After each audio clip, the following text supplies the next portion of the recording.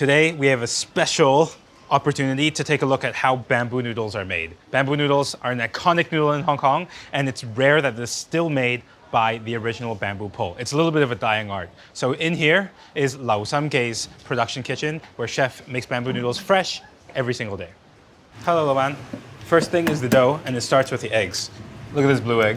Slightly larger than the chicken egg because this is a duck egg. Duck egg, a little bit higher in fat content, and also as a result, a little bit more aromatic, a little bit, it tastes a little bit better, but it lacks, according to chef, a little bit of that natural egg flavor that we're used to.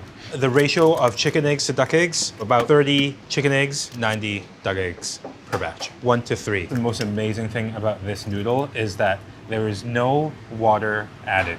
The egg is all of the hydration inside of that dough. Eggs are cracked. Now we're gonna put the dough together. So in his mixer is his flour. 有冇話高筋或者低筋麵粉嚟㗎？高筋麵粉。Higher in protein. The more you need it, the more gluten structure you're gonna develop. And that's the name of the game. It's a very tight gluten protein matrix that's gonna be resilient, elastic, and the proper texture. This is the alkaline solution. In the English term is usually lye, but that can be confusing because what's actually inside of it differs from culture to culture. In Hong Kong, it's primarily potassium carbonate with a little bit of sodium carbonate. Whoa, cool. 仙境啊嘛。係啊，日日都係咁。哦。That's it. That was a 5, 10, 15 second mixing process. Look at that beautiful yellow color. That comes from the eggs and the interaction between the alkaline solution, the lye. It's like you just want to combine the wet and the dry ingredients relatively well so that the kneading can actually take place on the table with the bamboo pole. There's a sensu bench on which there is a piece of wood, and chef likes to portion everything out with these little pieces of brown paper, so that's what he's working on. 而家先用個身體嘅力量壓扁佢先。He's putting all of his body weight first through his fists into the dough just to bring it together so it's workable. The dough is so firm because there's no water at all. So in order to bring it together, it's going to take a lot more force than if you were to do it like a pasta dough by hand, which is what the bamboo pole is for. 1, 2, 3. It's like a cake of dough. A piece of rubber on a couple of pieces of cloth anchored to the back of the table, and then this thick bamboo rod, so to speak. I mean, that's really it. Oh, cool. 我唔等你㗎，照做㗎啦。你第一次做嘅時候，即係細個嘅時候，係咪覺得好玩嘅？好玩咯。It's like a seesaw. 好好玩咯，好似好好玩。我嗰陣時10歲到啫嘛。嚇。咁而家仲覺得好唔好玩咧？而家唔好玩，不過有滿足感嘅。The bamboo pole leverages the weight of the chef to get that dough to really combine and to encourage that gluten formation. I mean, the bounce is not just for show. The bounce is a small movement of the pole from one side to the other to lengthen and stretch that dough out, but also to bring that dough back together. After the first pressing, it's going to look a little bit like the shape of a fan. So he'll rotate it 180 degrees and do it again. This is a very physical process that really depends on the chef, even more so than most other cooking things, because the amount of force that's applied into the dough is dependent on the weight of the chef itself. But all of this is to say that it all comes from experience. So we're looking for a lot of gluten formation, we're looking for a lot of elasticity, but if you knead the dough too much, that noodle becomes too hard. Yeah. And too little means that the dough's not going to come together. Yeah. Standing here, watching him do it, it feels as if it's quite simple. But I know for a fact that if I were to try it, it wouldn't come out right. And it's just a matter of a lot of these invisible little bits and pieces of experience that allow the noodle become a certain type of way. Understanding of the climate and the dough that is really hard to quantify. This bamboo pole is from chef's uncle, 40 years old.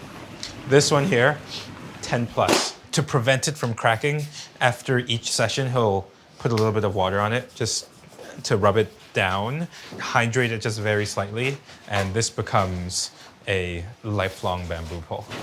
Next step is to get it sheeted out.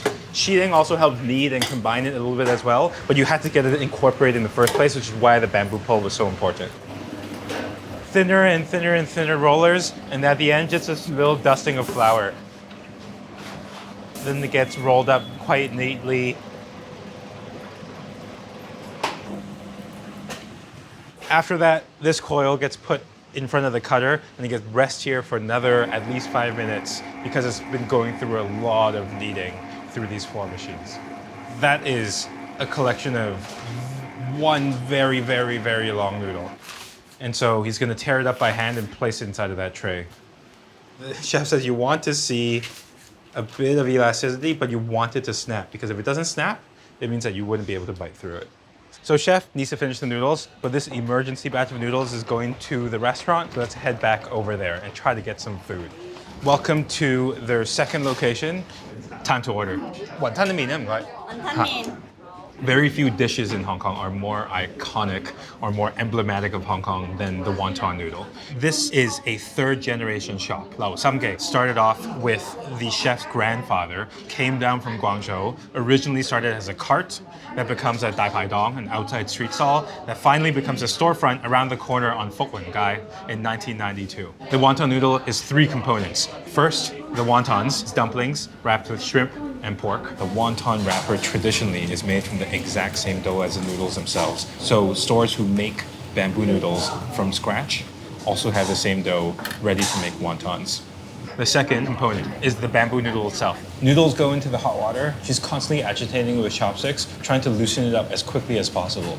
You want those noodles to become separated the instant that they hit the water so that they don't clump up and cook unevenly. And then once they've hydrated full of water, it actually goes into cold water where she's constantly agitating it, and then back into the hot water. Into the cold water to get rid of any alkaline, soapy flavor. And the second cook is to finish the hydration process for the noodle into the bowl on top of the wontons. There's no seasoning, no sesame oil, nothing required, because the name of the game is delicacy and cleanliness. And the last component, broth built off of pork bones and flounder and bits and pieces of shrimp with a little bit of fresh yellow chives to garnish. The broth goes into the bowl, and that's your typical Lao Samge wonton noodle soup. For me, the most important metric of a good bowl of bamboo noodles is the springiness of that noodle. It needs to be resilient. It shouldn't get soft. It shouldn't sort of dissolve into the soup. There are wonton noodle shops all over Hong Kong, but it's pretty hard to find a wonton noodle shop that still makes their bamboo noodles by pole, by hand. That insistence on that quality and the insistence on craftsmanship and control is why we're here. At the table, they would give you a little bit of either, amazing, it's a little bit like that fajita effect when the server brings over the fajitas in the restaurant and you can smell it and everybody can smell it and it makes you want to eat it. That's what happens with these wonton noodles. The heat of the broth is bringing everything up to the surface and into the air. And the first thing you smell is a certain type of sweetness that's grounded in almost like an earthy umami thing. And that's the steam bringing up that gentle aromatics from those yellow chives, but also everything that's been put inside of that broth. The clarity of that broth is paramount. You can see the bottom of the bowl, and you know that they achieved this with a very gentle simmer, a very low temperature coaxing of all of those flavor compounds out of everything that's inside of that flavor satchel.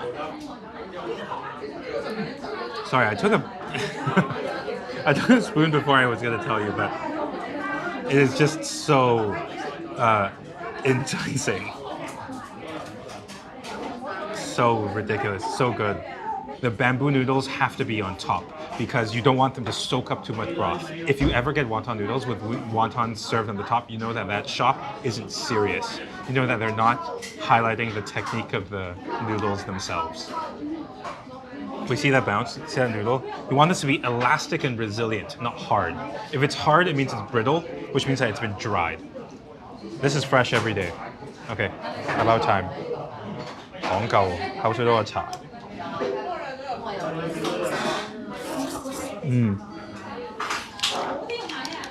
It slips in. It's so thin. It's so slippery. It's such a nice complement to the broth and the wontons themselves, because really this bowl is just the same couple of ingredients: the pork, the shrimp, the eggs, over and over again in different textures and different layers. It plays really, really well with the broth itself. The broth is robust. It's very, very clean, but it's not milky, like creamy, like tonkotsu. So for a thin noodle, I think this is the best way to eat it. Thin soup, thin broth, thin, delicate noodles.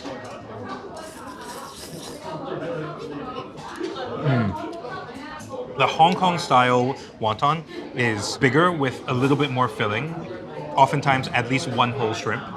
And the tail is either of this length, kind of medium, or non-existent.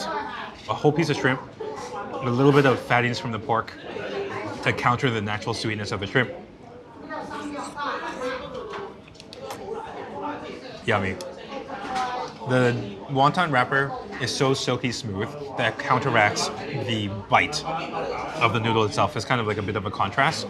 But on the other hand, it's also comparative and it's also synergistic with the same shrimp and pork products that are inside of the broth itself. It's all sort of stacked on top of each other for this ecosystem, this bowl of flavor.